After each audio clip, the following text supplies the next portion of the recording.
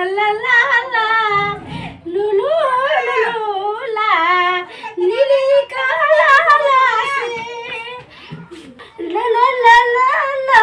अरे ला ला ला ला बाली कुछो बुझल छौ कि खाली लल्ले लल्ले में रहै छी, खाली लल्ले लल्ले करै छी।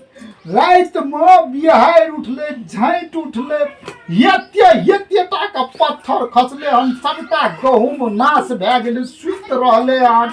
चल न ओकरा उठा देबै। एक ढकैया के मुंह बबै छी, अखन लले लले करै छली हम फोन में, अखन मुंह बाबा लगली हन एक ढकिया का। चल न गए। कत्ता चलना गे? अगो बाबू हगे तखन से हम डिरिया के कहै छियो, रात में पत्थर खसले, गहूम सब खेत में सुइत रहले। चल न ओकरा सबके उठा देबै गै। सब हमरा मिया के देख गिर पड़ले जा। आरो तोरी का गै मैं के देह पर नहीं खसलो, हम कहै छै गहूम पर खसले त कहै छै हमरा मैं के देह पर खस पड़ले।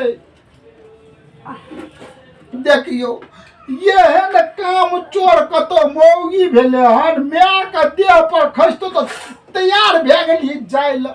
हगै गहूम पर खस पड़लो पत्थर। गहूम पर खस पड़लो त गहूम नहीं छै अखन पाकल, तो काटबै के ना कच्चा छै। सुता दियो, आंगी लगल छै बहुत दिन से, सुता दियो। ऊँघी वाली जेना अपना ऊँघी लागल छै तेना गहूमो के ऊँघी लागल छै। हम कहै छै सोझ क्या देबै त कनी ओकर गहूम के जे डाँट होइ छै से सोझ हेतै त गहूम नीक हेतौ, गैल जेतौ पानि में। चल न।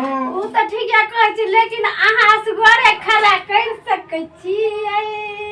हगै एगो दूगो नहीं न छै जे हम देखी। आगो बाबू ककरा हम पढ़बै छियै तखन से। अगर बाढ़ि पानि आयल छलै रात में, झाँटि बिहारि आयल छलै, आमा गाछक ठाढ़ि हरी गिर पड़ले हन त गहूम में जेबही हम असगरे बाप बाप कते करबा।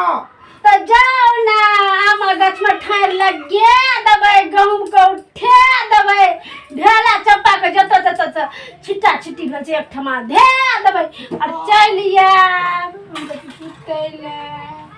तू सुतबे करबी, सैया देलक खटिया, गोसैया देलक नींद, आ सुतब हम अपना मर्जी से भरि भरि दिन। से करै छी से। चलू ने ये।